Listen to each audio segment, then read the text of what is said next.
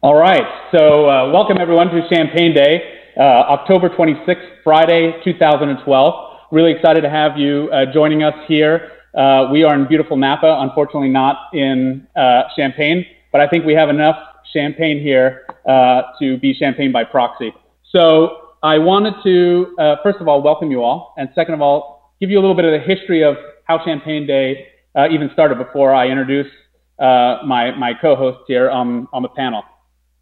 First off, a big shout out to everyone who supported Champagne Bureau, Henriot Champagne, Tattinger, Gosset, Mum, Veuve Clicquot, Moet Chandon, Perrier Jouet, Henry's Reserve, Total Wines and more. I could go on and on, but thank you so much. Please go on.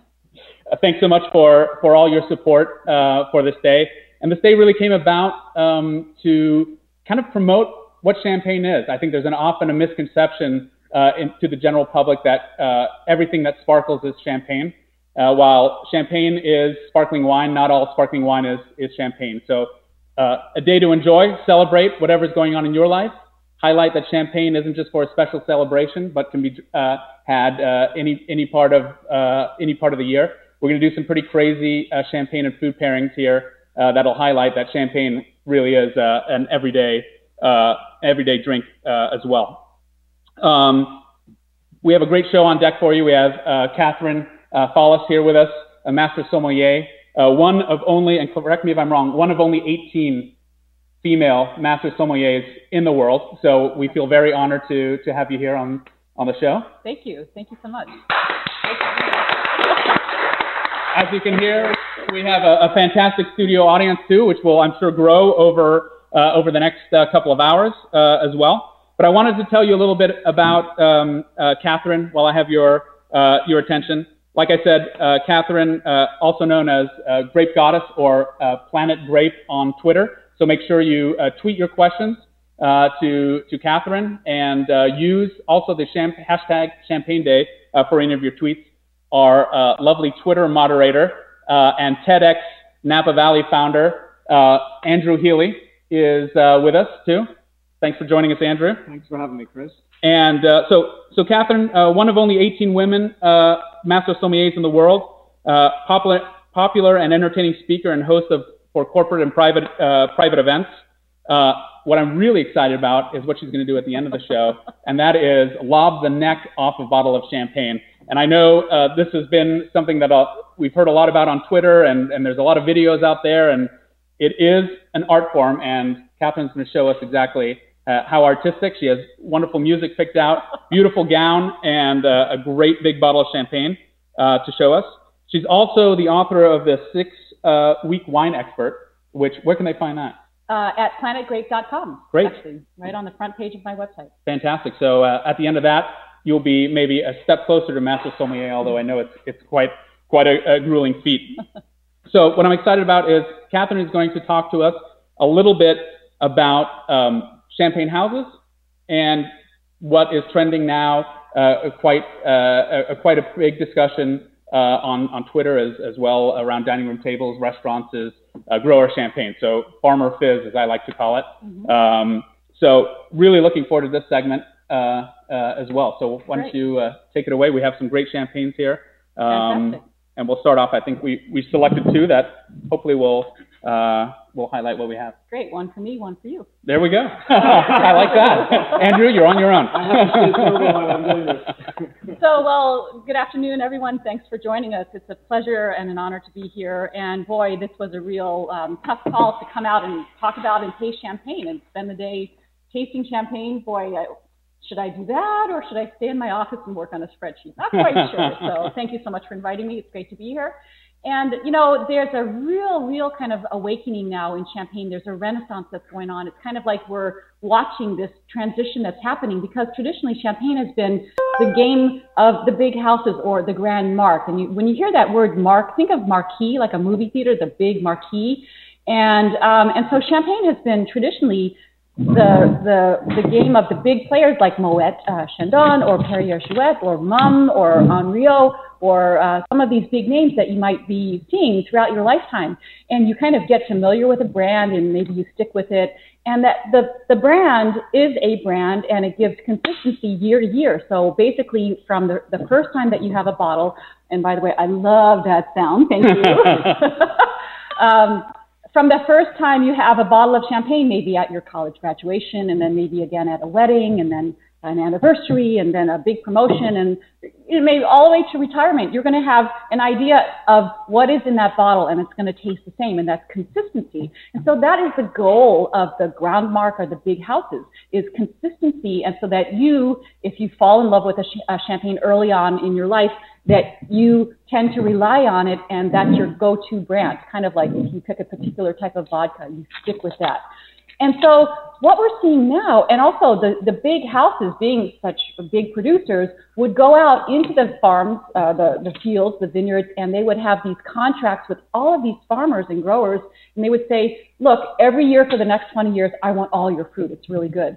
And they would have all of these deals, and they still do. And what's happening now is that these big houses are now having to kind of, raise their bid a little bit. The big houses have to up their ante to get access to the fruit, because these very same farmers that used to make their living easily just selling the fruit and letting somebody else make the wine, bottle it, sell it, market it around the world, all of these things that come at a very high cost and also need a whole other set of expertise rather than just growing the grapes.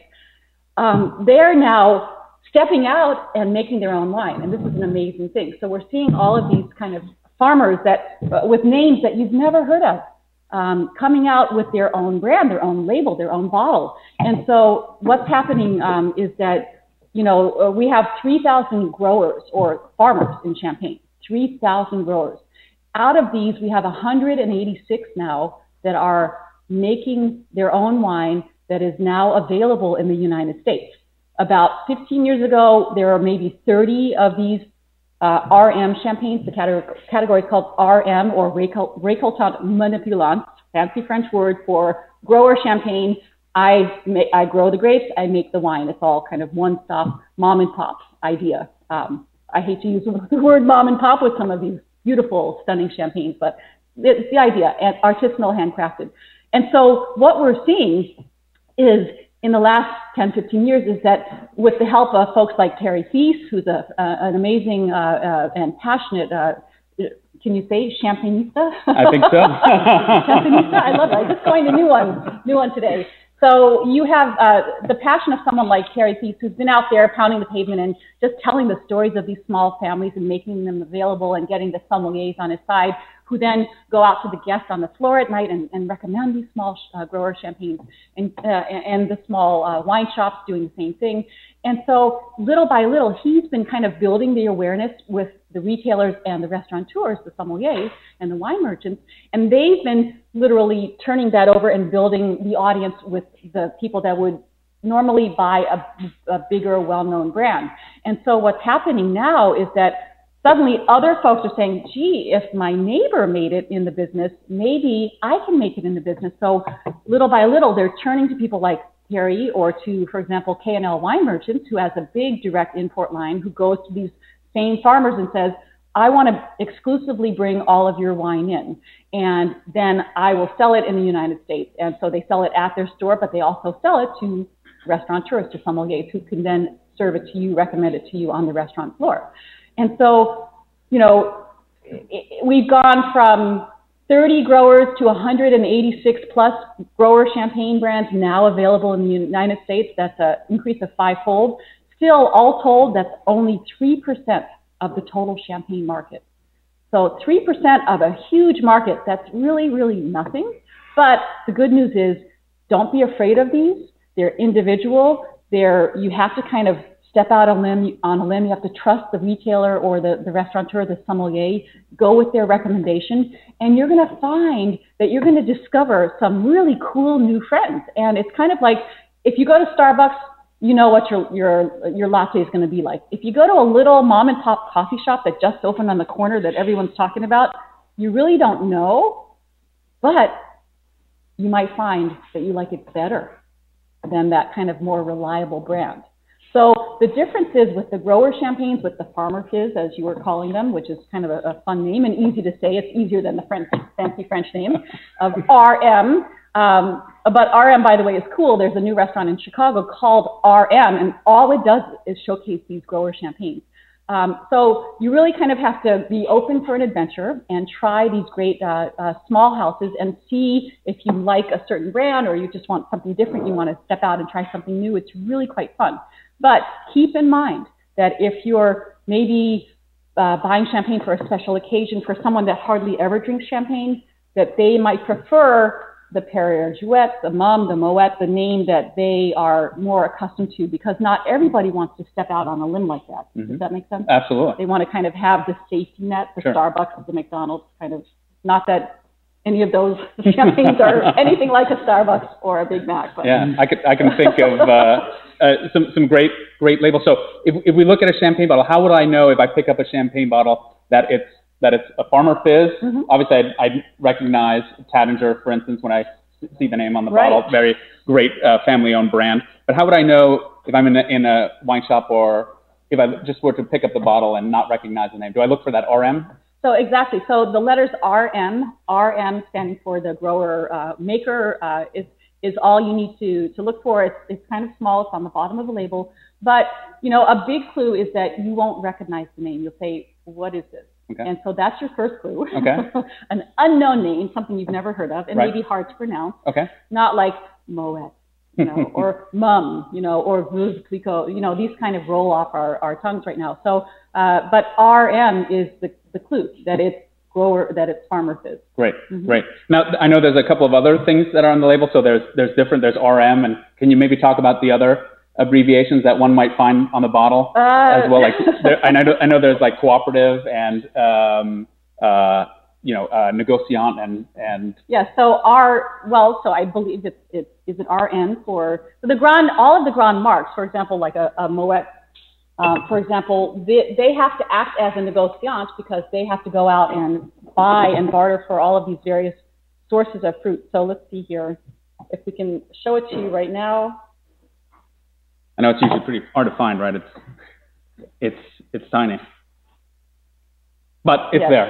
It's there. You know what? I would recommend using the Google machine. I know it's and I've got it all on. I've got on your website, something that I can show you too. Great, fantastic. You can pull that up and look at it. So what other than small grower, large producer, does that play out in the wine at all? Would you say it has more terroir, just different stylistically, different from year to year? Why would I, as a consumer, want to go out and seek out farmer fizz or grower champagne? You know, for me, it's the beauty of discovering a new trend.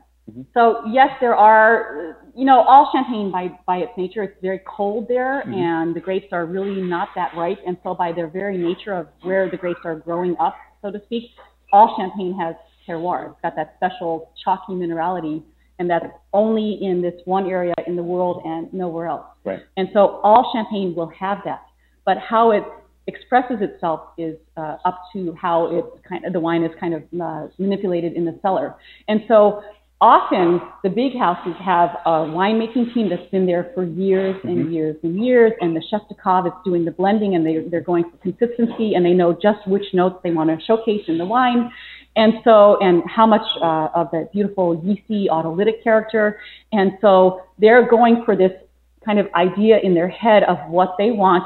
They also know what's growing in the field, and they know the weather conditions from the years that they're blending together to make the wine.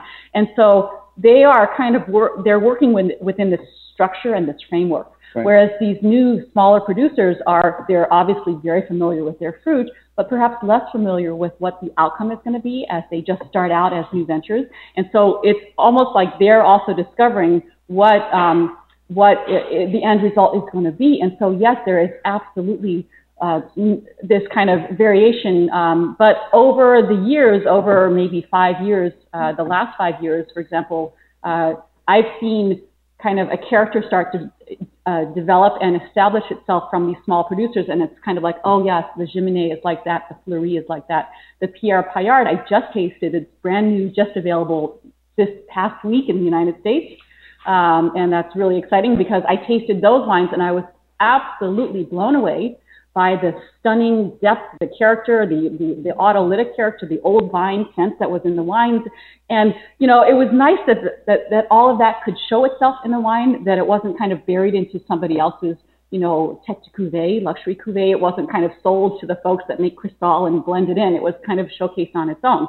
I've also tasted some that have been a little out there, like, what is that flavor? What is that taste? It's weird and funky, and is it stinky? Is it, you know, it must be French. They used to say if it stinks, it must be French, but, you know, we know that's not true anymore. But, you know, it's kind of cool because, yes, you know, absolutely, there is this kind of open, you know, book of what's going on. And for me, that's exciting because, sure, I will sit down and drink this any night of the week. So will I, yeah. You know, and in fact, I love to drink any of these, all of these, any night of the week, you know, but, you know, I also love the adventure of finding these new things. And that's where it's really key to get out there and engage your sommelier, engage your merchant, go to a shop where you talk to them, you feel comfortable, you get to know them, they get to know you. Perhaps they recommend something to you and you really like it, it's really speaking to you.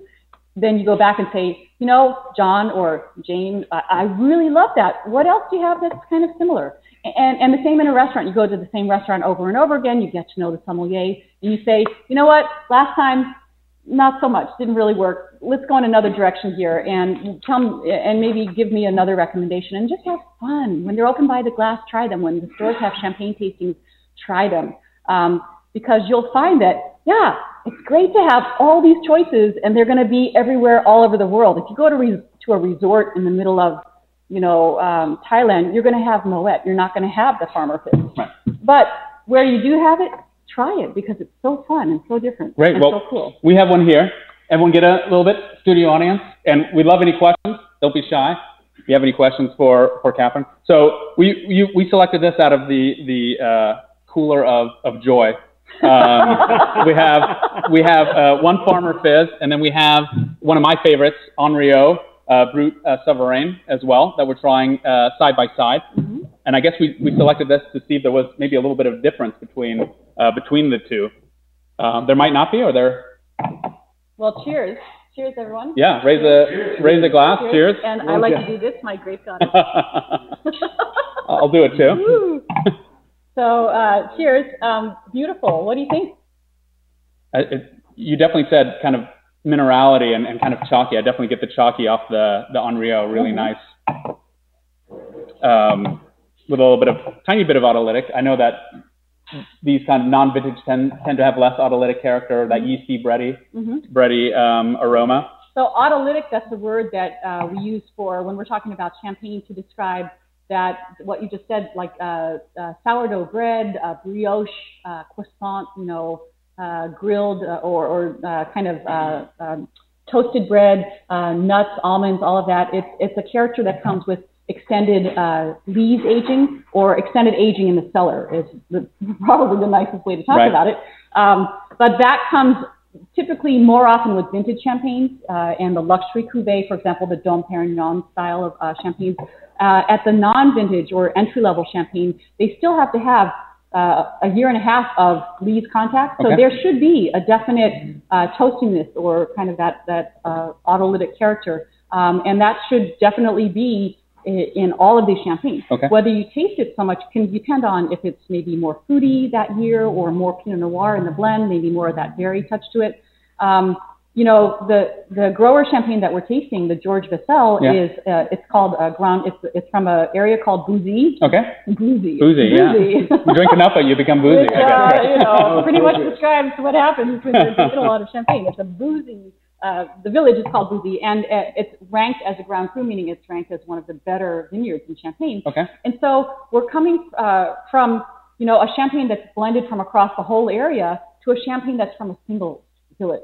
And so the difference is, wow, yeah, we're really going to taste what the fruit is like that's grown in that village.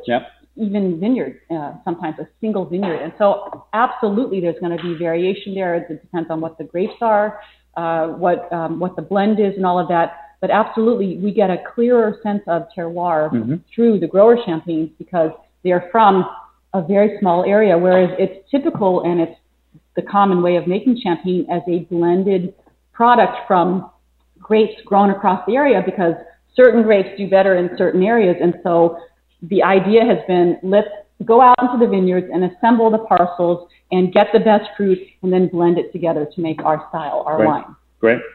So I don't know, have you had a chance to taste them side by side? And anyone watching, please, if you have any questions for the three of us here or for the studio audience, let us know. Tweet us ChampagneDay hashtag, and it's also what's the hashtag for it? ToutSuite. Thank you very much. One word. Yes, and Andrew will shout it out if you come up with a great question. It's not necessarily a question, but something I've been noticing through the day leading up to this afternoon, actually on Instagram. A number of the photos that have been hashtagged with ChampagneDay is the proliferation of grower champagne over the Grand Mark. And that's obviously what you're saying, the growth is there. I've been around champagne for a number of years in terms of being a consumer. I don't think I've ever seen as many grower champagnes available. It's growing and continuing to grow? Yes. So one of the biggest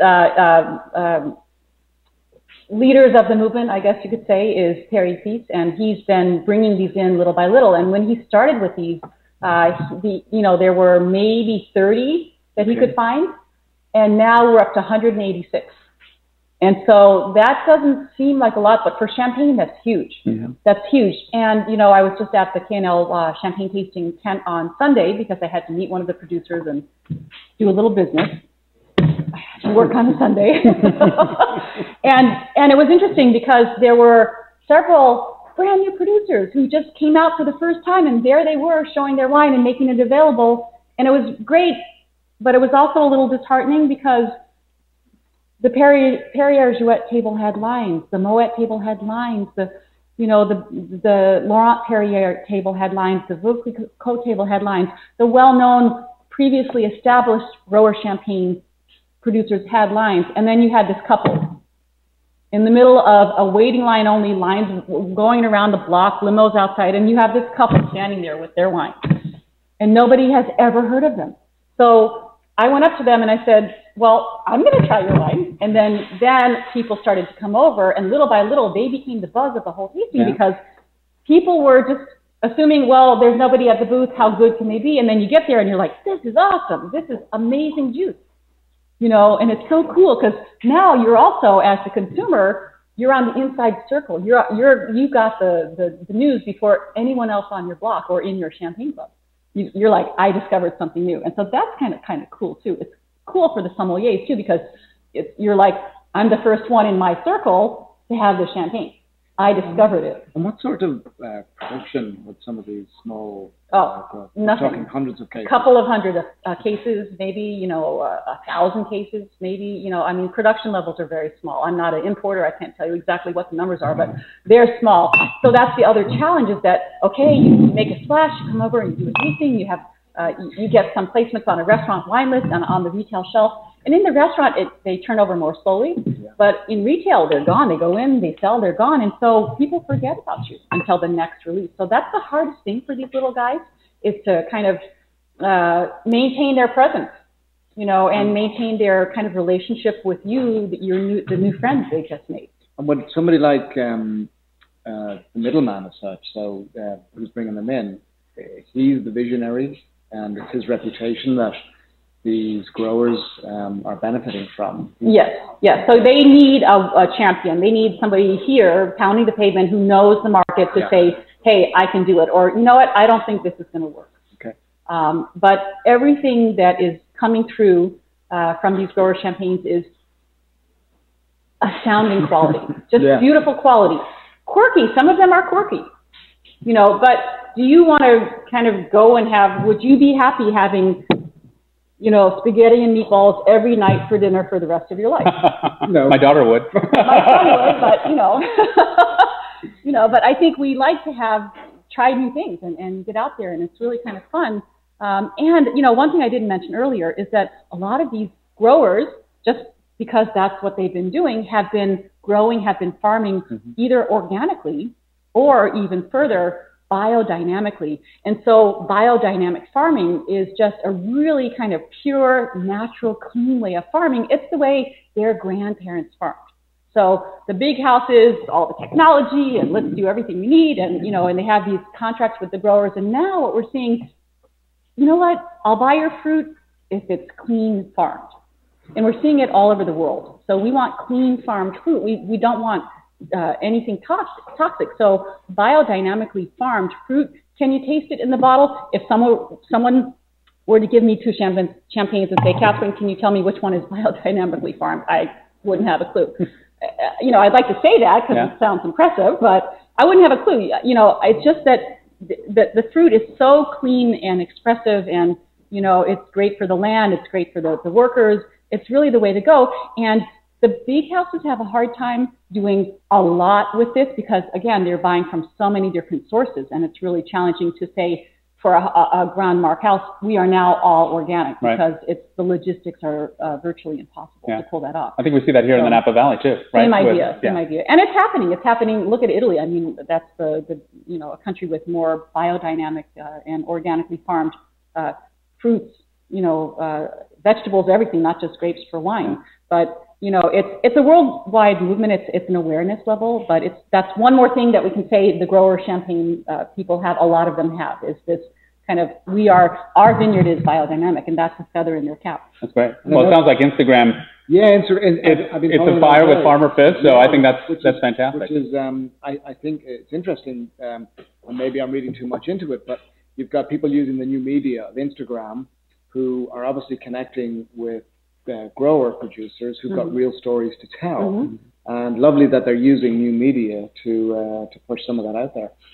I know we can get into lots of different questions about champagne, but we have one here. One of the fundamental questions in terms of the styles. So somebody's asking, Bob Mack is asking, can you explain Brut, Sec, Demi-Sec in terms of that? I'm gonna interrupt and say, Bob, we absolutely can, but we're gonna have to ask you to hold on to that question because we're going to ask Catherine to come back and talk to us about those. But maybe let's talk real quick about these two wines right here. So we have Henriot, and then we have the grower champagne right next to it, George Vassell. And any differences? Anyone pick up any differences on the grower side versus the Grand Marque? Yeah, if you love to share your thoughts or the grower champagne. Brighter. You want to? The grower champagne, it's just a little more refreshing. Has a brighter profile to it, where the Henriot, which is delicious champagne. It is absolutely. It's got a richer mouthfeel to it, and it's pretty apparent to me.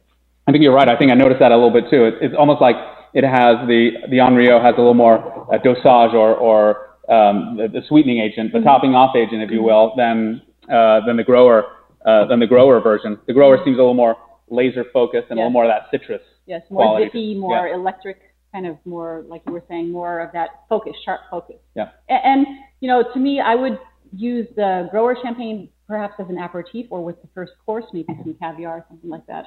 Great. Did you bring some? Sure. Is it in the second cooler? It is. Was I supposed to share? I'm sorry.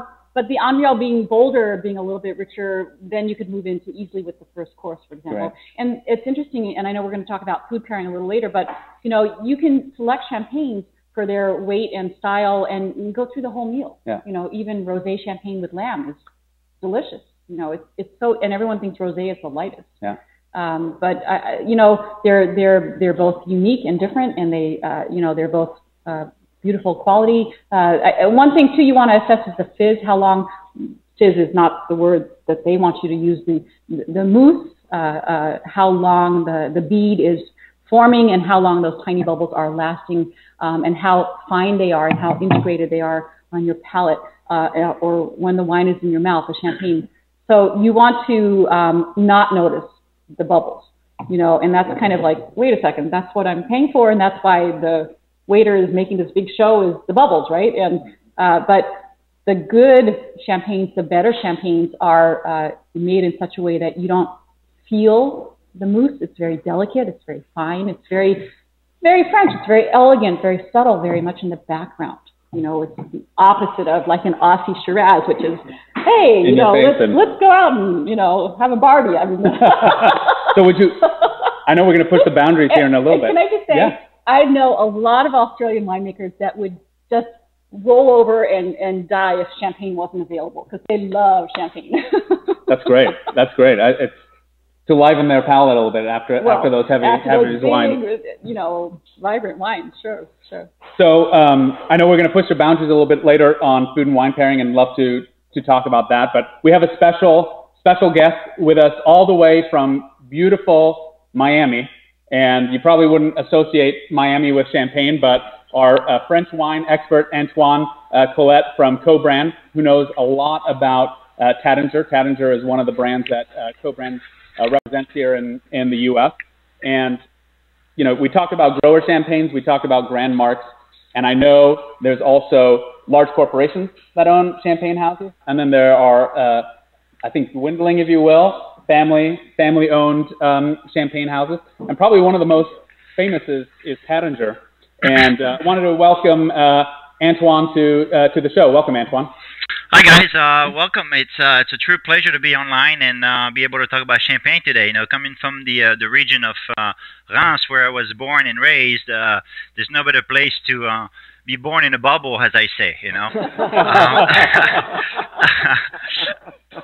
So yes, as you said, Taittinger is definitely one of the grand marques of Champagne, but we also consider Taittinger as a small producer in a way, because it is one of the remaining family-owned operations with Pierre and Emmanuel, the father, and the son Clovis, and Vitalis, the daughter, who is running the show. And you know, this house started in 1734, where, you know, Jacques Fourneau established a wine business in Champagne at the time, and worked very closely with the Benedictine abbeys, where pretty much everybody owned some of the most fine wine of fine vineyards at the time.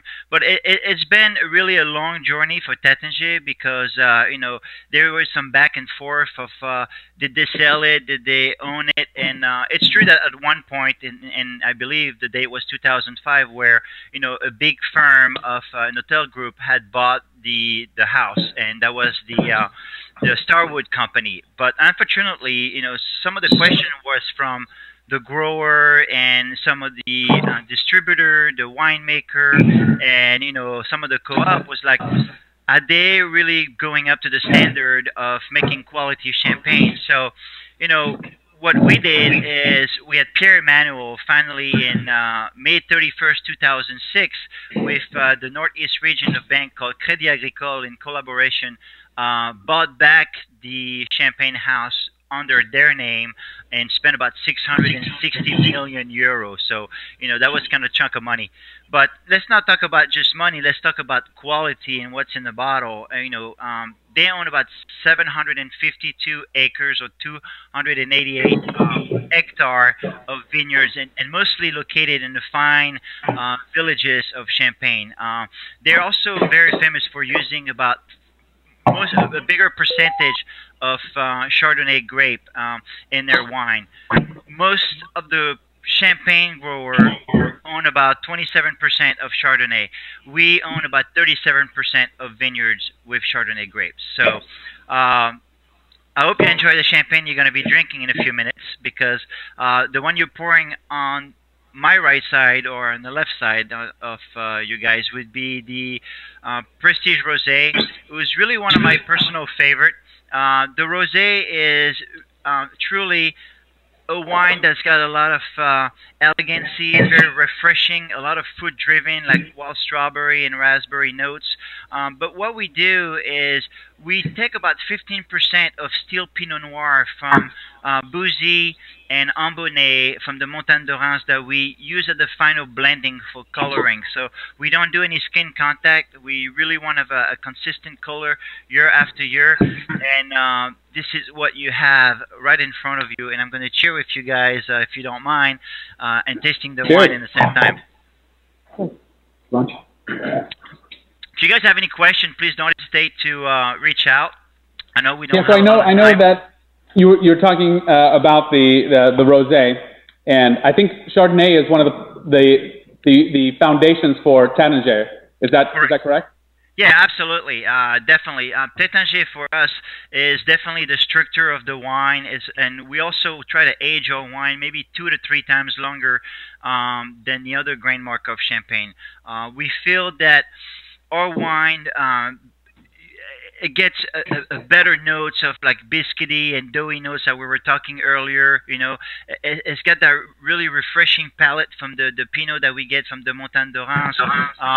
And then we have a wonderful winemaker, and I don't know if we ever talked about him, you know, in the press, but Loïc Dupont has definitely been a guru for Tétanger, or kind of like the guardian of the cellar. And you know, if you ask him, you know, to describe wine, he would say, you know, it's delicate, it's graceful, and it's elegant. So that's really how we bring our champagne to the market. And as you say, we were talking earlier, you know, how difficult it is to grow small grower champagne on the market.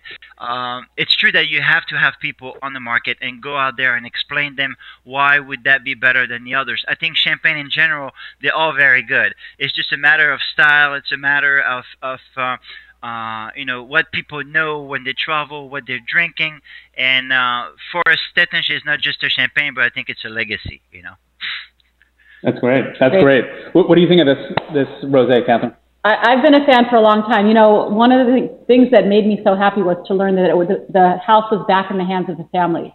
And that's just a beautiful thing, because the word you just used, legacy, and I understand in French the word is patrimony. It's this long-standing connection and almost obligation to the family that was, you know, making this wine 100 years before you. And it's so nice, and they feel like they need to carry on the legacy of their family, of the land. And so that real connection and that real kind of cultural connection to their land is really important. And I think, you know, it's so nice that this is back in the hands of the family, and that they can kind of make it the way they want, and also not have the heartbreak of having to sell it because of financial reasons. Right.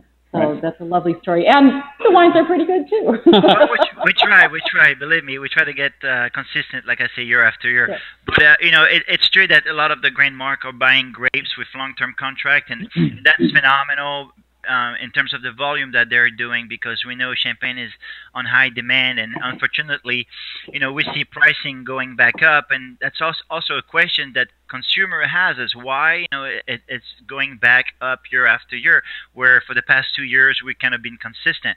You know, I think, you know, the Pinot Noir grape is getting a little bit more expensive. That may answer some questions. Also, I think the economy is kind of, I wouldn't say back to normal at 100%, but the champagne grower feel like they haven't raised the champagne for the past 2 to 3 years, and feel that it should be back where it is. So I think that might be a second answer for it. Now, I know that, you know, champagne is always a noble wine, and it's not the cheapest product to buy on the market. So there's people buying Prosecco, and they're buying Cavas and things like that. That you know, are sparkling wine, and you know, like I say, champagne is usually used for festivities, or, you know, perhaps birthday, but also from big event, you know, especially Formula One or things like that. So I think the marketing is a big thing with champagne, like everything else. Great, great. So I know we have the other champagne here. We have the Brut Français in front of us. Can you tell us a little bit about the Brut Français? Well, Brut La Française is first of all, the Prestige Rosé was the sibling of Brut La Française. The Brut La Française is a blend of 40% Chardonnay, 35% Pinot Noir, and about 25% Pinot Meunier. What we do here is we blend about 35 different villages into the bottle of wine. We basically press everything in our vineyard, and we put the must to fermentation, to cold fermentation temperature control, and then we age it on the lees for 3 to 4 years. Like I say, versus for the non-vintage champagne, most of the time the regulation is a minimum of 15 months, where here, you know, we're going up to 3 years. So you have a wine that is basically very expressive. It's got a lot of vanilla notes. It's got a lot of brioche. Again, you know, it definitely has some honey and a very long finish on the palate. I think the balance all around is again very consistent and is really one of the trademark of Tétanger. But the benchmark for the Tétanger family is definitely their Comte de Champagne, or what we call the crème de la crème, who's really having for the past 10 years, great ratings, and it's a wine that aged about 9 to 10 years, and it's just one of the most recognized tête de cuvée, I guess, out there in terms of the grand mark of Champagne. And if I'm not mistaken, it's also the first tête de cuvée brought to the United States around 1970. So. Wow. That's fantastic. And you can see behind me, we have a bunch of different product. We have the Folie de la Marqueterie, which is basically a chateau that Pierre Tétanger bought, and it's been planted with 50% Pinot Noir and 50% Chardonnay. And this wine comes only from the first pressing, and what we call the first pressing cuvée is the best pressing for Champagne. And in terms of the other tête de cuvée, the Comte de Champagne, that's right over here, or even a Comte Rosé, those are wines that are only made on exceptional vintages. And we don't make any. We don't make the Comte de Champagne if we feel that the vintages is not to our standards.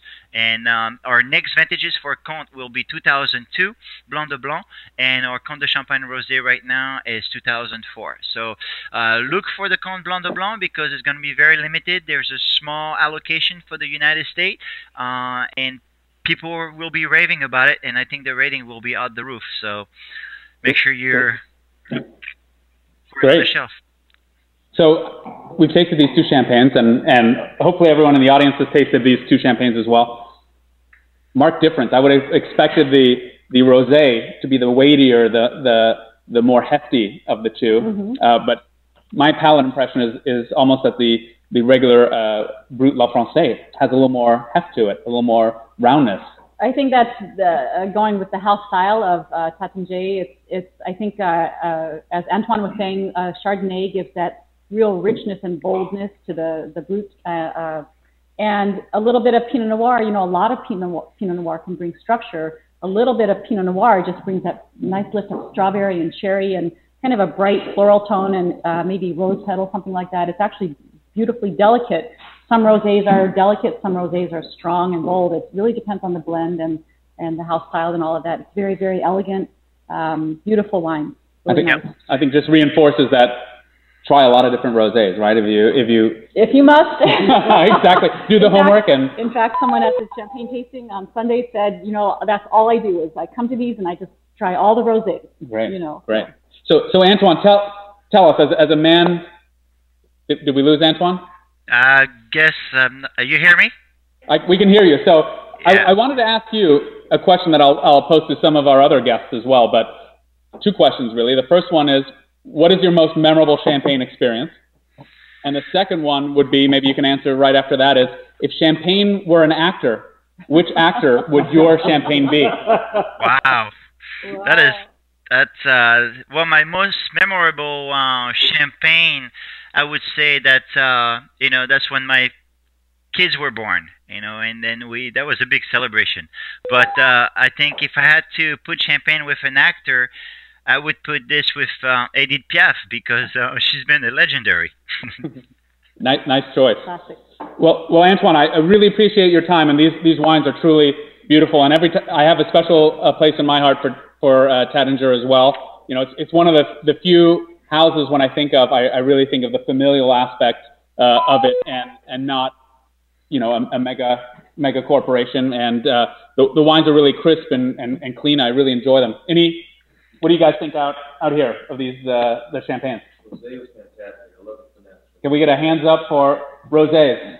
Okay, we got 4 for rosé and the Brut La Française. Haven't had it yet. Okay, we'll have to give this gentleman his. It's going to go fast paced here. So, and I want to encourage you again to ask us questions. We're here to answer questions. If you have any questions for Antoine while he's with us here, I know he's precious on time. But please tweet your questions through for Tétanger, and you can also follow them at Tétanger USA on Twitter as well, and I'm sure they can get you any answers to questions that you might have. Any parting? Can Keep up the good work. Yeah, right on. Antoine. We try. Thank you. And leave some extra allocation of the Comte de Champagne Rosé for California, please. Yeah, we will email you our address after the show. We're very excited to try it. Thank you. Awesome. Thank you so much. Thank you, guys. Have a good one. Cheers. So I think this is great. And we're going to try a lot of different rosés today, and we're going to try some Blanc de Blancs as well as vintage champagnes. And we have Total Wines & More here, too. They have some of their own imports as well. You mentioned K&L, Terry Teese, and there's some great other small importers of champagne. But what I'm really excited about as well is we have a mixologist here. So we hear a lot about champagne, right? Straight up champagne, celebratory drink. But what I've noticed too, maybe a little more from Twitter or Facebook, this growing trend for recipes for champagne cocktails. Mm-hmm. So do you have any favorites by chance? Well, the Kir Royale. I mean, a classic. Sure. You know, not too complicated. Don't put too much in my champagne. You know, just a little. You know, when it comes to champagne, I'm pretty much a purist right now. But I'm open to trying something new. You never know. Well, I think we have with us here Jim Wrigley, and Jim Wrigley is coming to us all the way from downtown Napa. Brand new restaurant opened up. Tell us a little bit about where you stand. It's brand new. For 103 years, depending on Thomas opened up as a boarding house and liquor store on Main Street in Napa in 1909. Ran with a secret throughout Prohibition. And then in 1945 was bought out by Dr. Nick Bajani's bar, where it ran until 1974, where it was closed. And we opened it 3 months ago for the first time in 37 years. So it's now, the Thomas is the whole building to bring back that aspect with the restaurant. And then we have the bar, Bajani's bar downstairs as well. So a bit of something for everyone as well. So you sound like you have a Sacramento accent. Yes, yeah, Wisconsin actually. Wisconsin. So tell us, I know you herald from across the pond. I do, right? Indeed. And you bring a little bit of history of mixology with you. Don't be humble. Yeah. Tell us a little bit about, I know that as geeky as maybe Catherine and I can get about wine, you can get about spirits. Tell us a little bit about that. Absolutely. I mean, my background was starting off in, as most people do when they work in bars, I started off in an old man's pub equivalent of, pouring pints and such like. And I was very lucky in landing on my feet in one of the best cocktail bars in Newcastle in the north of England. Went up to Edinburgh, ran a couple of bars up there, and then moved down to London to run an award-winning whiskey bar, and then move on to one of the best cocktail bars in the world, which is a place called the Lonsdale in Notting Hill, where we had what won the award for being the best cocktail menu in the world at the time, and was arranged by a French guy called Charles Vexenat, who has won numerous awards, written loads of books. He actually translated the earliest French cocktail book just as a private project as well. So he's a very interesting character, and he put together a lot of drinks from 1600, 1700, 1800, 1900 and on into this cocktail menu, including some modern ones. So I'm going to do a couple of things from that. We're going to try and do the history of champagne in cocktails in just 3 drinks and in about 20 minutes. So, right on. So how important are the ingredients in the cocktail besides the champagne? Obviously, champagne. Well, it is actually, it's the champagne that's going to be the star in these drinks. And I've tried to perfect. That's exactly. I've tried to stick to that within the drinks that we're doing. When we look at, well, I suppose we should start with the word cocktail. We're going to make champagne cocktails here, but what is a cocktail? And people think of the mojito or a pina colada or a daiquiri as a cocktail, and they're not. They're not cocktails at all. They're sours or flips or fizzes or toddies or juleps or daisies or shrubs or sherbets or whatever. There are a whole load of these names that you'll see on cocktail menus, the this and that flip or the New York sour or whatever, which relate to what the style of the drink is. And it was in 1803 that we first see the reference to the word cocktail. And in 1806, it's defined in an American periodical as a stimulating drink comprising of sugar, water, bitters, and spirits of any kind. So by this token, a Manhattan, which uses sweet vermouth for the sugar, rye whiskey or bourbon for the spirits, and Angostura bitters or bitters for the bitters, and then has water in it, is a cocktail. And likewise, a martini, as it would have originally been made, which would have been gin, vermouth, bitters stirred, would have been a cocktail. But your mojito and all of these other drinks aren't. So when someone wanted to order a drink, they would go in and they would say, "Can I get a gin cocktail?" And what they were expecting was sugar, bitters, some form of water or ice, and then gin. And that's it. That's all of the ingredients. So we see in the 1840s and 1850s, we start to see references to the champagne cocktail. And by this token, it is exactly this.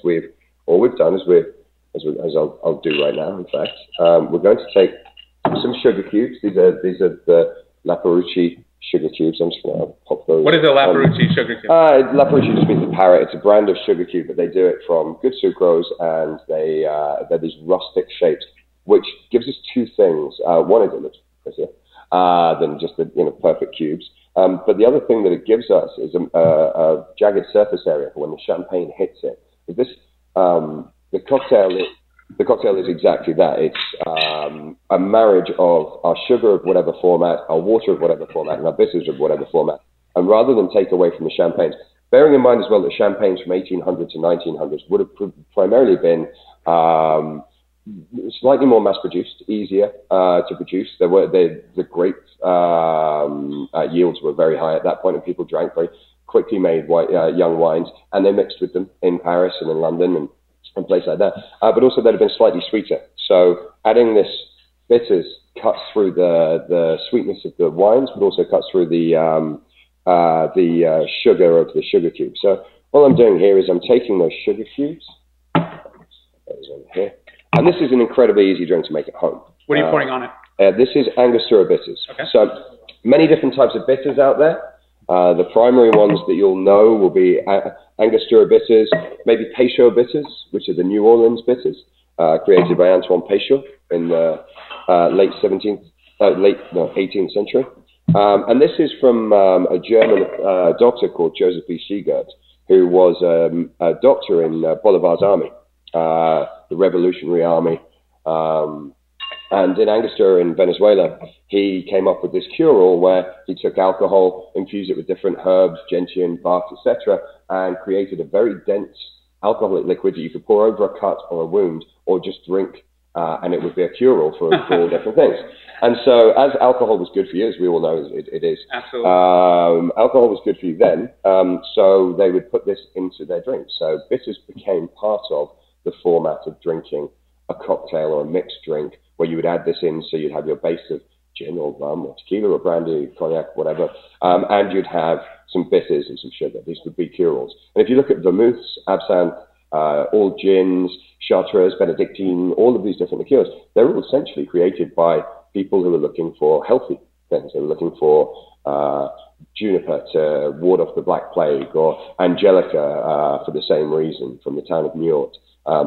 You find gentian or quinquina or quinine. You'll find in a lot of things. Quinine cures malaria. Yeah. And so people were just putting together this do-it-yourself cure-all where you could just buy this, and add it into a drink. So we'll go classic. We're going to take the ToutSuite here, and so all I've done is literally for the classic champagne cocktail, I've followed the recipe of Jerry Thomas. So Jerry Thomas was affectionately nicknamed the Professor. Wrote the first cocktail book in 1862. He worked out here. He worked in San Francisco. He worked. He's associated with the creation of the Martinez cocktail, but with loads of other cocktails. And in his first cocktail book, one of the cocktails he lists in there, and there's only 9 cocktails in the book. One of the cocktails he lists in there is the champagne cocktail.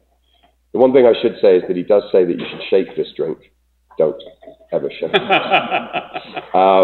So all we've done here is we've allowed the sugar is now reacting, the bitters are infusing, you see the color that the champagne's picking up from it, and all of the flavors, the base flavors of the champagne itself, will be being absorbed or being melded with this reaction of the sugar hitting the mousse and hitting the bubbles, creating a kind of convection. So, I mean, I am going to give this a little stir, just a tiny bit, just to make sure that if there's some bitters concentrated at the bottom, they go through. But what you'll find with this drink as well is, as you drink it, the sugar dissolves and the infusion gets stronger. So you've actually got a changing drink as you're drinking it. And it's not necessarily, it's in Jerry Thomas's recipe, but it's not necessarily in everyone's recipe. But certainly for myself, to work with the sugary flavor and to bring out citrics that are in the bitters, I like to just snap for the nose.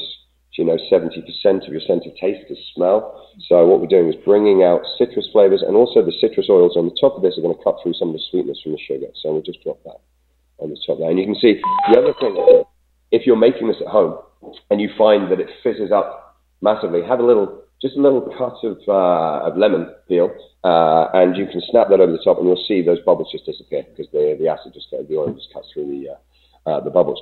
So there we have it. So that's our classic champagne cocktail. The interesting thing about this is some of you may have seen this. Has anyone ever seen the recipe for the champagne cocktail involving cognac? Yeah. Mm-hmm. Okay, so people think of that as the original, but it's actually 1889.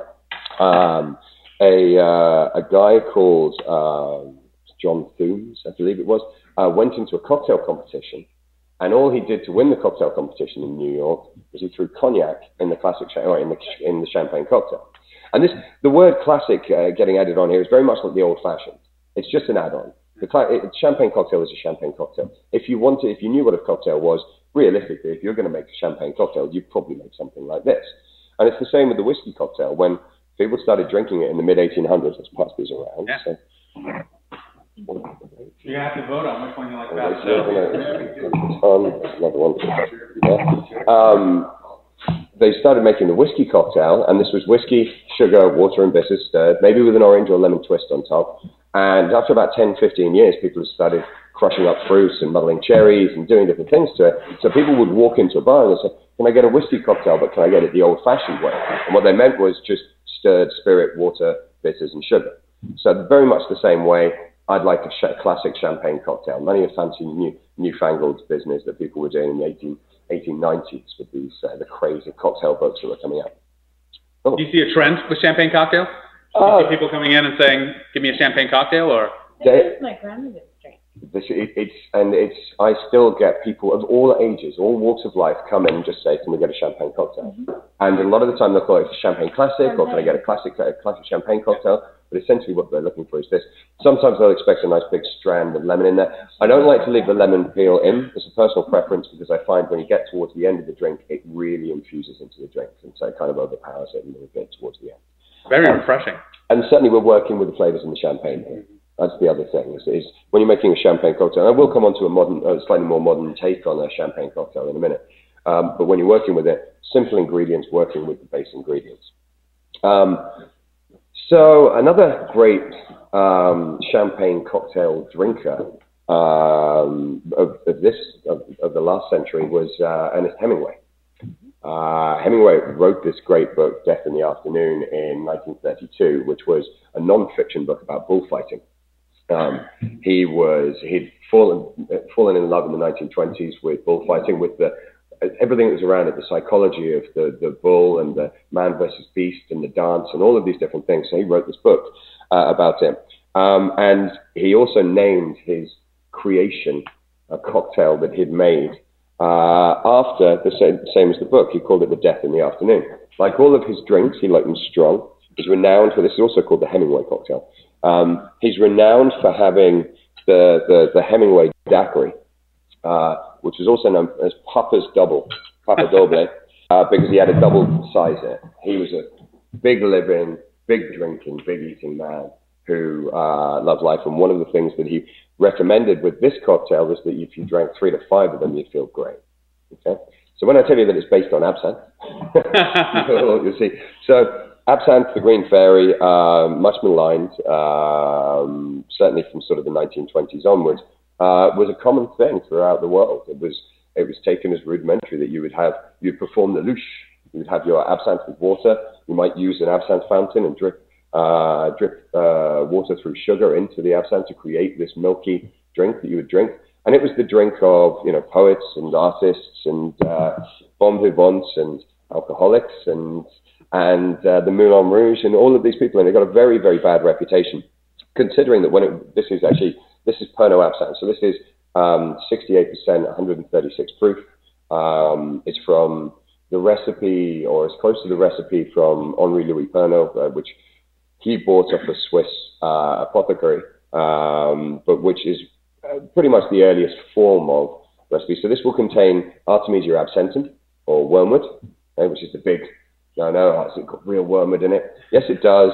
And in order to get any sort of hallucinogenic or effect of such like, you'd have to drink 5 or 6 litres of absinthe, by which point you'd be dead. So people often forget that when we're talking about the artists seeing visions of the green fairy, etc., it might have had something to do with the opiates that they were smoking and the sheer volume of booze that they were drinking and the lives that they were living, rather than being this small amounts of this that they were imbibing. Generally, when you find absinthe in cocktails, what you're going to find is a very small amount. Corpse Reviver number 2 is a great example. Tiny dashes.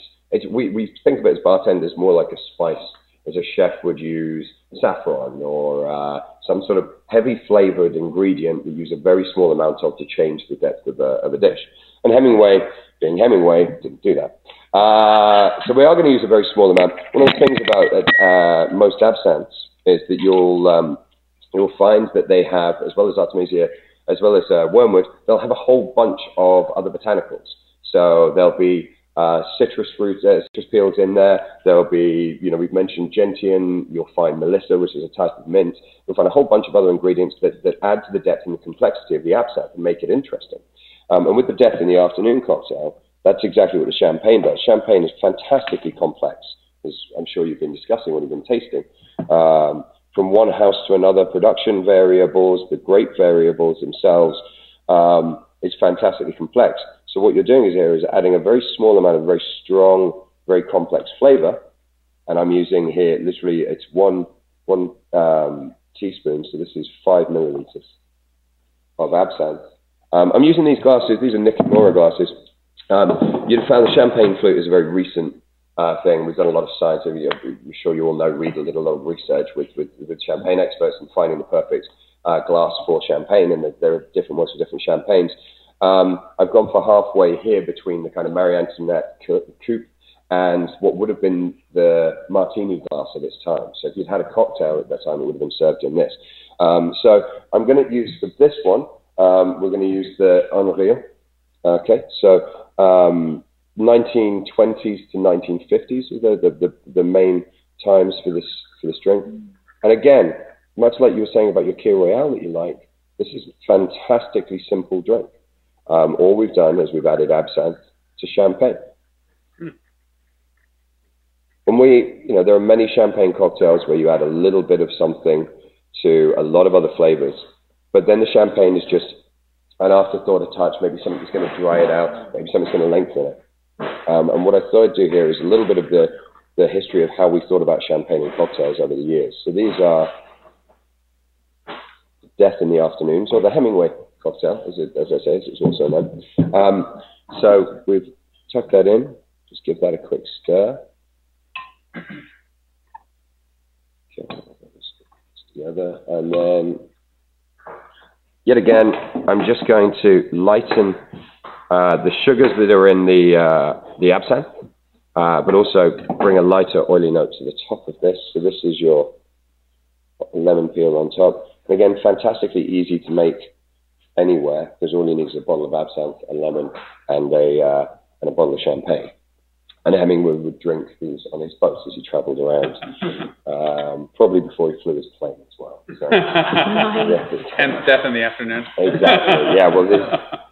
I'll pop that down there because it's got a little bit of bitters on the bottom of it. There's another one over there. So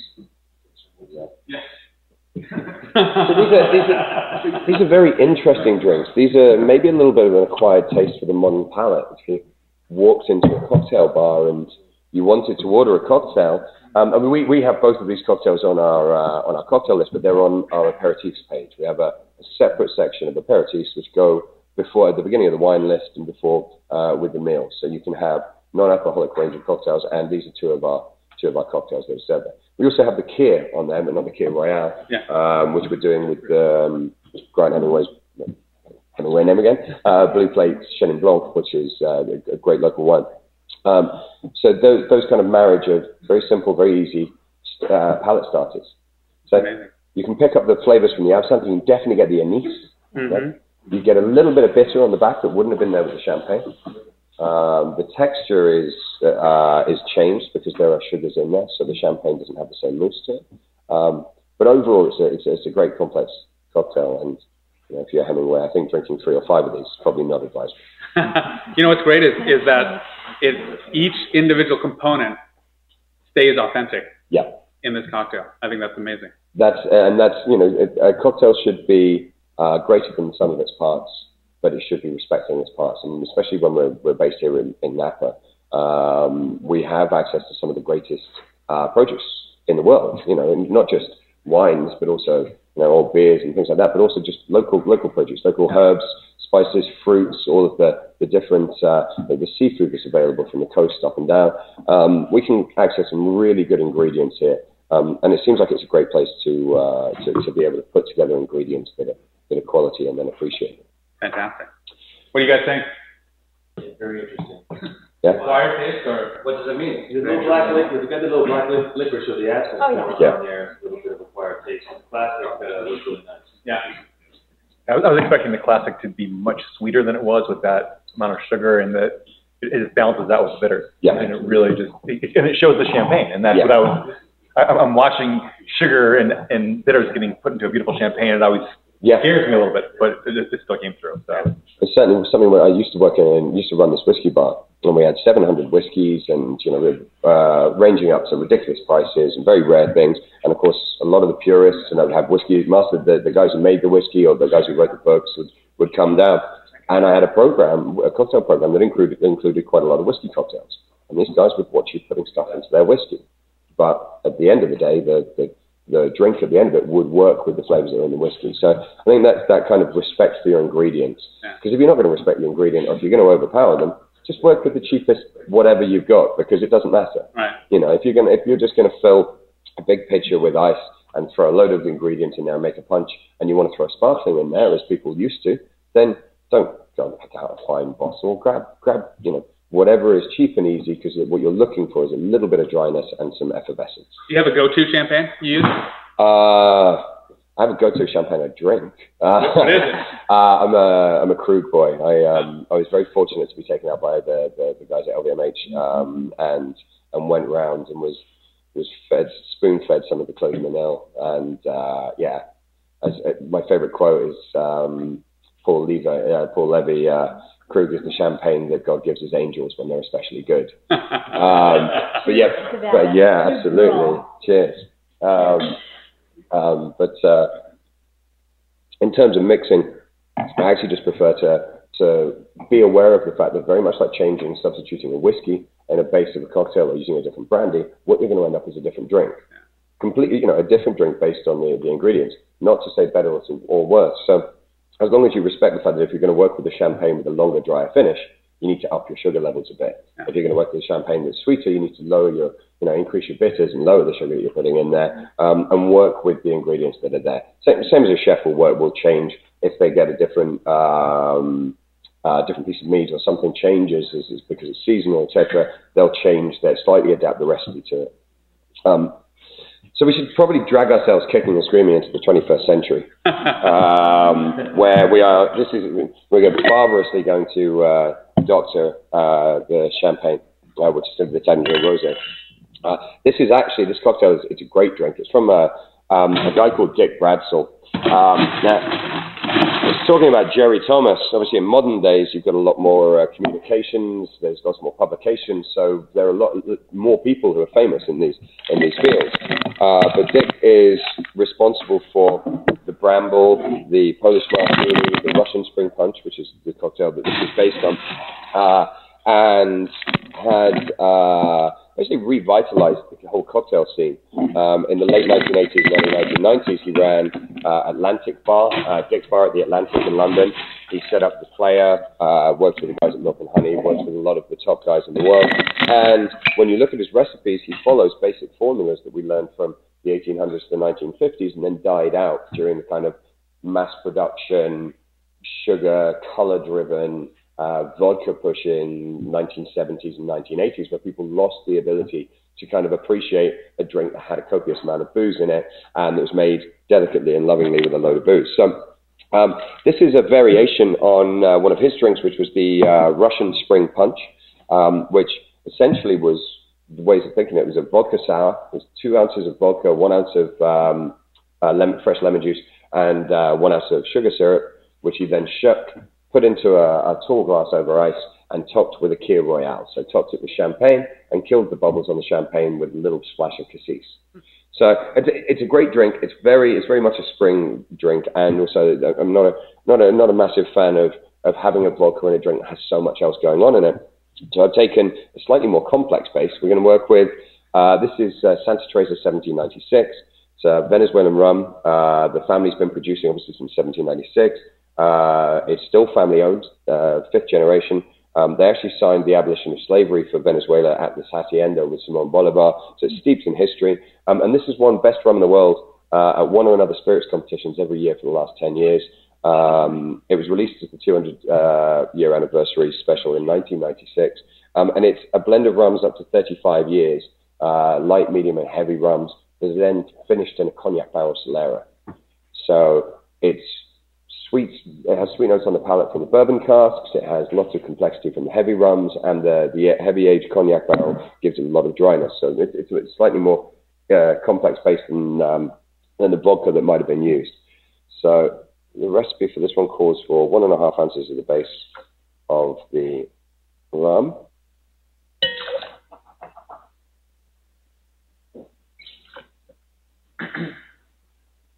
And then 3/4 of an ounce per drink of fresh squeezed lime juice, which I squeezed just before I came here.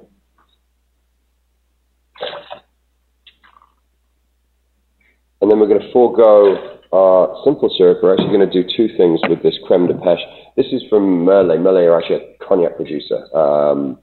Merlet brothers, Merlet fils. They produce, but as many people do throughout France, they produce macerations, local fruits, etc. So they have a great cassis. They have a fantastic creme de pêche de vie, which is this one that we're using here. They also do a couple of great cognacs, which they've just brought out mainly for mixing, which is the Brothers Blend. So if you see, there's a lot of the cocktail bars have picked up on them now. But Luc Merlin is a great guy. And so we're using this for our thing. We're going to bring that back in as well. So that's there to balance our sour. Essentially, we've made a rum sour or a kind of a peach daiquiri. And we're going to shake this up.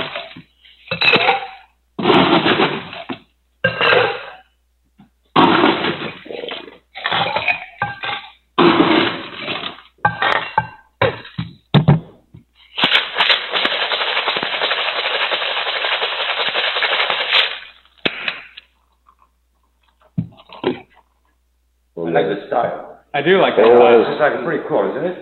Yeah. Does everyone have their own style? Yeah? Come on, guys. Oh yeah, so we're renowned for having your own shake face.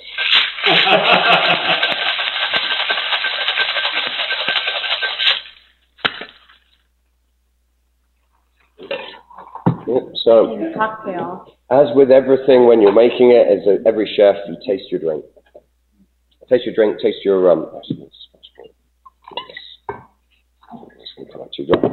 So no chef would ever present a dish without having tasted it at every part and adjusted it. It's the same with cocktails. You will find people who are purists. Follow the recipe, therefore it's perfect.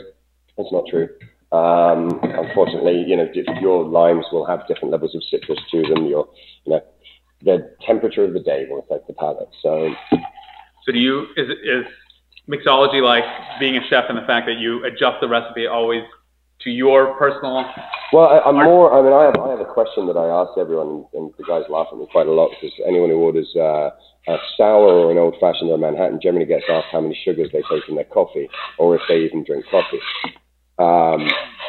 So what this does is it gives me an idea of do you drink something that's very bitter and dry and has astringent notes to it, coffee?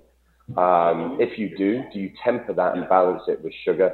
This will give you an idea of how sweet or dry someone's palate is. So with this one, we're just going to pop a little bit of the Tex-Meyer. So we have a question while you're doing this. Okay, yeah. We have a question from Twitter. The Wine Hub out in New Jersey wants to know, can you tell if a cocktail has been made with just any sparkling wine and champagne or champagne. Is there a difference?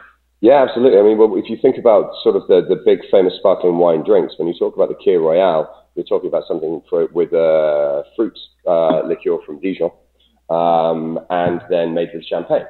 So this is going to take the flavors of champagne, and they're born to work together. You know, big shards, that sort of thing, are born to go into this drink.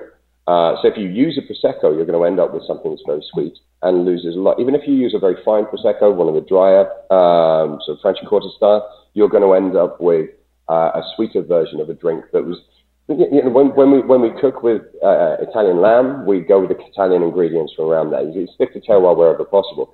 And likewise, the Bellini, originally created with white peach, tastes better with a Prosecco. The peach flavors, the high notes of the peach, the sweet richness works very well with the Prosecco. So I think if you, but it's a matter for experimentation, and it's a matter for what you personally like. So what you're looking for is, right, I'm going to make this drink. I'll make it with this. It's a bit dry. I'll either balance the drink or I'll change the sparkling wine. So it's going to be a change. You can try your champagne or your sparkling wine, and then the differences between those should be the same differences that come through. What you find is very interesting is that suddenly the peach flavor will pop because of some organoleptic compound that you didn't know was in the wine, you never noticed before, but it just brings out peach. Or likewise with the absinthe, if you're using the absinthe, you'll get something different from the absinthe from a different wine. Oh, right, so we've got questions. Any more questions, guys? So this just floats on the top. Yeah, so I'm floating on top. I'm actually going to push the straws down through it, so it is going into the drink. But I do want to keep that separation of color. The Russian Spring Punch, when Dick originally did it, you see it has this great, it's kind of finished, it's a clear drink, and then it throws the cassis and it just drops through, kills the bubbles, etc. So I'm going to do that. I'm actually just going to put it. What would be the worst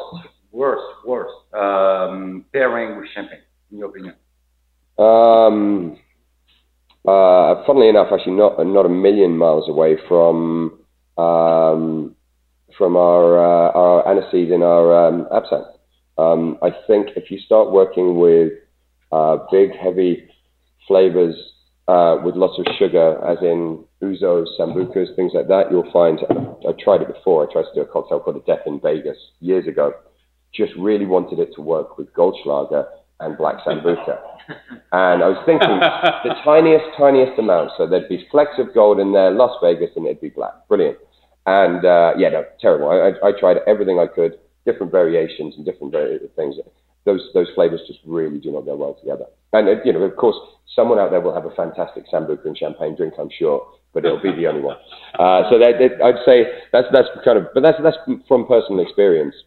We can usually get things to fit together if you really want them to.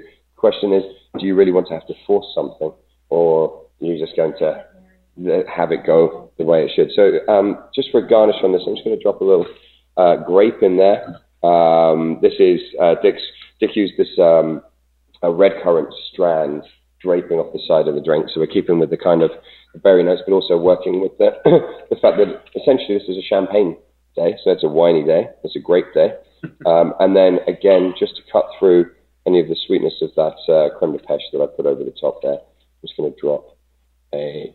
So as a Krug man, ever used any Krug in your cocktail? Yeah, a couple of times. Mainly for myself. Yeah. Just and always actually the simpler style drinks. So I've had a Kir Royale. Sorry, I've had we did a champagne cocktail with the Krug Rosé, which was exceptional and obviously very expensive. I had a friend who just insisted on putting a Dom Perignon 96 into his house champagne cocktail and charging £40 for it back in the day. You know, and then the funny thing was, it only sold to people who really would not appreciate the wine that were in there because they just wanted to buy it because it was expensive. Which does show a little bit of the psychology of cocktails and pricing there. You know, if it's the most expensive cocktail in the world using a very fine ingredient, chances are you're probably not going to want to drink it, and you'd be better, or you get a better version for about $20. Yeah. So there we go. So this is Thomas Fall Punch as opposed to the Russian Spring Punch, or adapted from Mr. Dick Bradsell. Let's put one of those over there.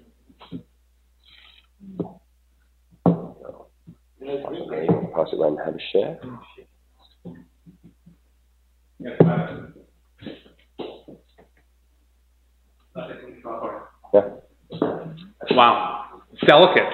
Yeah. I expected it to be much heavier with the rum and well, the rum itself is, wherever I put it, the rum itself is actually, it's just fantastically complex, and the sweet characteristics in it are very much, the older rums are balanced by the lighter, younger rums, the sweetness is balanced by the dryness of the cask. So. I was just noticing that this is comes off with like a hint of passion fruit to it. Yeah. Oh yeah. That'd be passion fruit, the citrus combined with the peach notes would certainly give that to it. But I imagine that will be drawing some of the bitter from the wood. Yeah, it's amazing. Yeah. I'd say that's pretty spectacular. All the nuances that brings forward. And this is something where we adapt and change. So I've just done, essentially this is a Russian spring punch that I've done substitution on. I really haven't changed the recipe at all. It's not an original drink, and there aren't that many original drinks out there after all these years, but an understanding of how the balance works together. So fantastic. Peachy rum sour, ToutSuite rosé champagne. Any favorites of these three? That one. Yeah. Oh, and the champagne cocktail. So that's great. Those are kind of the ones that we'd hope would be favorites. Yeah, I mean, you'll see when you go into cocktail bars these days, a lot of stuff getting done to champagne or sparkling wine in cocktails. And I'm not saying that it's good or bad, but you'll find if you can talk to someone about why, and they can tell you why they used a particular sparkling wine or why they used a particular ingredient, chances are you're going to get a good drink. If they can't, then, well, that's how you make it. Then chances are it's probably going to be over sweet, or it's going to be you're going to lose your champagne in there. So, Thomas Fall Punch.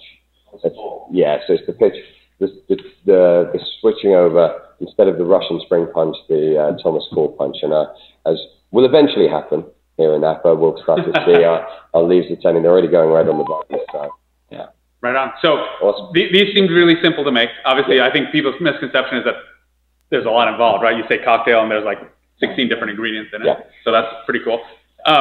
If someone saw the show, didn't catch what was in these, would you be kind enough to leave the recipe behind and we could share it with them later on? And we definitely encourage any and all of you to, when you're out in Napa, to come to Faggiani's, to Thomas, and put Jim through his paces. Come for a drink, come for a beer and a burger. You know, we have great beers, great burgers. Like pretty much everything we do is from within 100 miles of here, because there's not much reason to go much further afield. And the cocktail program, it's complex, one of the best that I've worked with, but essentially, like some of our biggest cocktails are the gin and tonic, but we make our own tonic water, and we infuse a cucumber juice ice sphere, and so there's a whole load of ways that we're thinking about doing the same old things.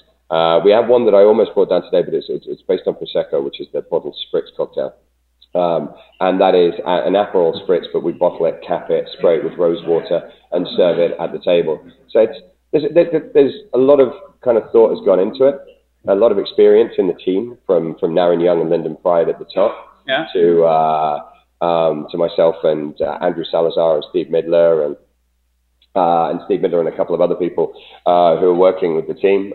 We've got a great team together, and everyone particularly loves drinking, so loves tasting and experiencing, and that's what we're trying to offer at the Thomas and Faggiani. Fantastic. What champagnes do you have on? At the moment, we're Domaine Carnels. Yeah. We have Schwarzberg with the Blanc de Blanc. Yeah. And then we have the Roederer Estate Rosé. Those are our three by the glass. And then we've got a range of everything from a few Tassinger champagnes, some other French range, and then a lot more of the Bradley Wasserman, who's our wine director, is a fantastically wonderful geek.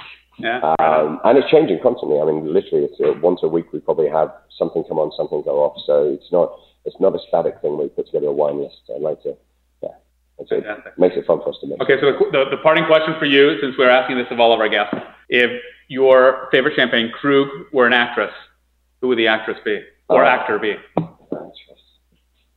It's got to be someone elegant with great body. Probably Audrey Hepburn. Yeah, classic, great classic things, but with a kind of touch of, you know, naughtiness or working outside of the box and doing things that other people wouldn't necessarily do. Yeah. Right on. Good answer. Yeah, pretty exhaustive. Right. Awesome. Jim, thank you very really much. Really appreciate it. Yeah, we'll be down to see you soon. Awesome. And thanks for sharing your mixology secrets. Enjoy the rest of your champagne day, guys. Cheers. Thank you very much. Thank you. Huh? Oh, yeah, I'll be there. Awesome. They have this mushroom mousse. It's amazing. So I think we are going to move on. We have a very special guest joining us from, let me get the microphone over, I guess, right? So we're back at the main table. How's everyone out there doing? Champagne Day. Enjoying yourselves, hopefully drinking some great champagne, tweeting your questions. And something I'm really excited about today is we are talking to Robert Howd. Hopefully I'm pronouncing your last name correctly. Unfortunately, I can't hear your audio, so hold on just one second. The audio's no? No? Okay, so we're going to try to work out this audio issue, but I'm really excited about having Robert on in a minute as soon as we get that figured out. He is actually here to launch a brand new grower champagne that he imports into the U.S. Today, here live on the show, as soon as we can hear him. So, what do you guys think so far? Having a good time? Any favorite champagnes? Henriot, Taittinger, Henriot. Okay, great. So maybe we can invite Catherine back to join us for this time as we're working on the audio issue. And what we're going to do is we're going to go ahead and just back to the cooler of joy. Back to the cooler of joy. Keep it fully stocked. I think everyone should have a cooler of joy, right? We should hashtag cooler of joy. Cooler of joy, exactly. You heard it here first, cooler of joy. So we're going to open up this champagne, that grower champagne, Grand Cru grower champagne, no less, that is being imported into... Would you like to? Yes, expert. You forget to shake it up. I did. I forgot to shake... I forgot to do my Formula One trick. But why don't you talk real quick about the correct way to open a champagne bottle? So you might notice that I'm holding the bottle at a 45-degree angle and thankfully not pointing it towards my co-host here, Christian. Actually, and you don't want to point it towards anybody unless you're really angry at them. And I don't recommend it either. So why am I holding it at a 45-degree angle? Well, because I love champagne. And if you open it with the bottle upright, all of that pressure in there's as much pressure in a champagne bottle as there is in a London double-decker bus tire. So if the bottle is upright, all of that gas is going to come out in the liquid. If it's on its side, and I don't know if the cameras can get this, you'll see the gas come out in a fine little stream of vapor. And so would you rather have your champagne intact in the bottle or dribbling out all over the place? You know, so I think it's much better to not waste even a drop of champagne. That wasn't me, that was a bottle. I heard once that a champagne should make no louder sound than a nun passing gas in church. Is that correct? I've heard that. I've heard a maiden sigh. A maiden sigh, okay, that's probably more PC. A baby, you know what? Yeah. I've heard, But not a London double-decker bus. We can't put that down. Hopefully not. Hopefully not. So actually, I handed you the wrong champagne. So in the meantime, I didn't know there was such a thing. So this is the. Your French is probably better than mine. Henriet Bazin. Bazin, yes, it is a Premier Cru that Robert Howd is importing, and will also be available on. Online at Henri's Reserve, which is a great site for grower champagne. They have a fantastic selection, and we're going to have Ruth on the show in a little bit as well to talk about her selections and put together some. Can you hear now? I can hear you. Ah, great. So I knew if I ran at the mouth long enough, you'd be able to hear it. Sorry about that. Yeah, it's actually Hood. It's an Americanized version of a French Canadian name. So okay, right. Well, Robert, I know you come with a little bit of pedigree yourself. You're the former sommelier at Charlie Trotter's, a little-known bistro in Chicago, right? As a matter of fact, I think Catherine, I took care of you there once. Oh. It was very memorable. It was one of the highlights of my culinary. I think it was back with Sarah Floyd. So fantastic. And you now have your own company, right? You're importing wines and champagnes into the U.S.? Yeah, I was on the restaurant side about 14 years. The last 6 was with Charlie. And after leaving there, I went to the import side. I worked with kind of artisanal Italian Austrian importer Vindivino and worked with them for about 5 years. And then in 2005, I joined up with Jorge Ordonez and ran a distributor here for him in Illinois for Ordonez for a few years. And then finally in 2009, I got to do my dream of having a completely European import company here. So we both import and distribute for Illinois. Fantastic. So talk about this champagne, brand new to the U.S. market. I think we're the first to have it here today, right? Yes. We came across this kind of by luck. A lot of those tours that come about by the governments of the European countries where they get to send groups of producers from different areas, a lot of times you have to wade through a lot of producers